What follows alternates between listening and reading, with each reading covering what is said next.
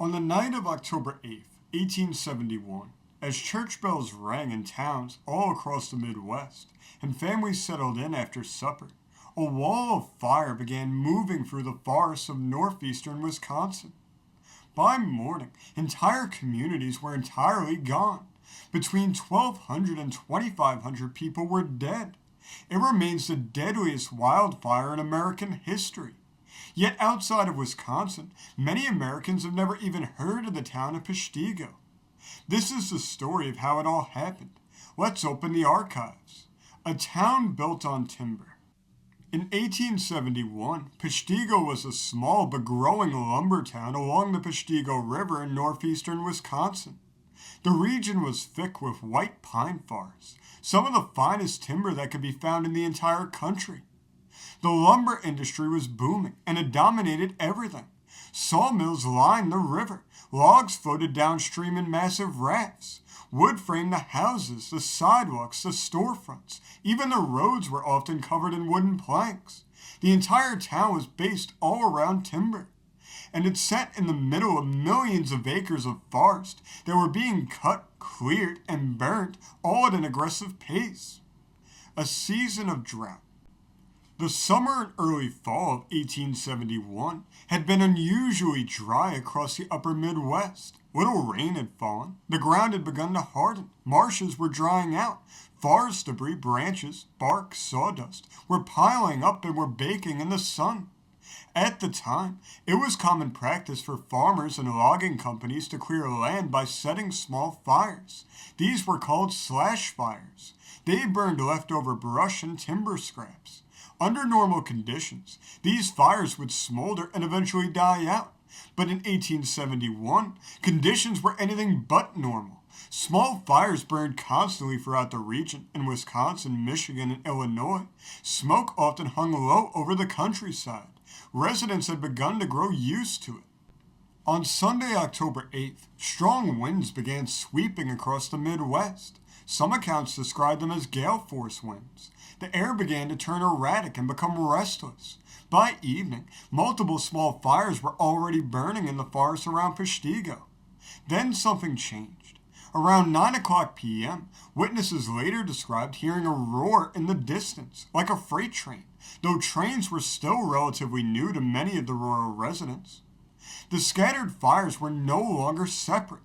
They had begun to merge. The winds began to intensify, and the flames began moving with terrifying speed. The firestorm. What struck Peshtigo that night wasn't just a wildfire, it was a firestorm. As flames converged and intensified, they created their own weather system. Air rushed inward to feed the blaze. The winds accelerated further. Some survivors reported seeing tornado-like columns of fire twisting through the sky. Temperatures may have exceeded 2,000 degrees Fahrenheit.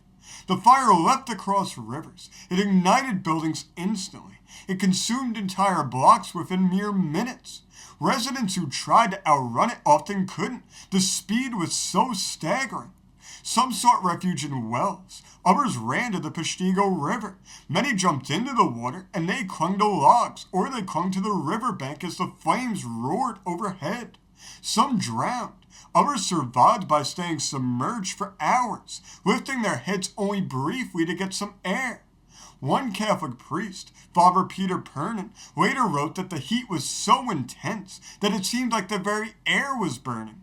He described people collapsing mid-run as oxygen itself was being consumed. The town was erased in less than an hour. Beyond Peshtigo. Peshtigo wasn't alone. That same night, fires raged across northeastern Wisconsin and into Michigan's Upper Peninsula.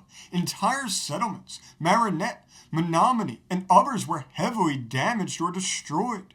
In total, an estimated 1.2 million acres burned. But because communication was so limited, and because so many rural areas were devastated, it took days, and in many cases weeks, for the full scale of the disaster to become clear. Bodies were found in fields, along roads, in cellars. Many were burned beyond recognition. The mass grave. In Peshtigo, the dead outnumbered the living. Exact numbers remain uncertain. Official counts range from about 1,200 to 2,500 deaths. Record keeping was incomplete in those days. Entire families had vanished. In the aftermath, the town constructed a mass grave.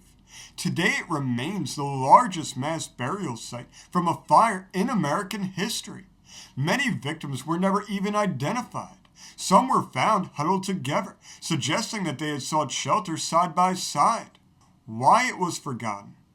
On the very same night as the Peshtigo Fire, another fire began roughly 250 miles to the south.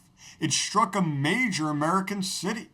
That fire would become known as the Great Chicago Fire. Chicago was a national hub. Financially, politically, and culturally, news traveled quickly there. The destruction was staggering, but the death toll was far lower, around 300 people. Newspapers were focusing almost solely on Chicago.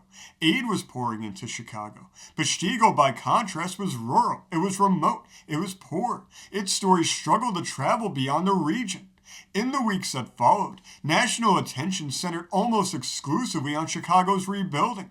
Meanwhile, in Wisconsin, entire communities had ceased to exist. The human toll. Survivor accounts describe scenes of profound devastation, children separated from parents, farmers returning to ash where their homes had once stood, livestock was gone, crops were destroyed, tools were melted and twisted. Many survivors suffered severe burns. Medical care in 1871 was very limited. Infections became common. Relief eventually did come, food, clothing, temporary shelter, but winter was approaching fast. For those who did survive, survival wasn't going to be easy and neither was recovery. The rebuilding process began very slowly. When dawn broke on October 9th, survivors emerged to a transformed landscape. Forests were reduced to blackened stumps. Towns were flattened. Smoke still rose from the hot ground. The silence was noted by several accounts. No birds, no livestock, no machinery, just ash. Rain finally did come the next day, extinguishing what remained of the fire. But by then, the damage had already been done. It was complete. Despite the scale of destruction, Peshtigo was rebuilt. Lumber operations eventually resumed. Homes were reconstructed, this time with more awareness of fire risk. The town never regained the prominence it once anticipated, but it did endure. Today, Peshtigo remains a small Wisconsin community, and it is home to the Peshtigo Fire Museum, which preserves its artifacts, its testimonies, its records from that night. The mass gravesite still stands too, as a solemn memorial to all the lives that were lost that night. The Peshtigo Fire remains the deadliest wildfire in United States history. For comparison, the 2018 Camp Fire in California, one of the most destructive modern fires, claimed 85 lives. The difference in scale is staggering. But in 1871, there were no fire departments equipped for such an event as that. There were no aerial water drops. There was no coordinated emergency system. Communities were largely on their own. Peshtigo existed in a time when the American frontier was still being carved out of the forest. And sometimes the forest was known to fight back, just like we see here. This has been Americana Archives.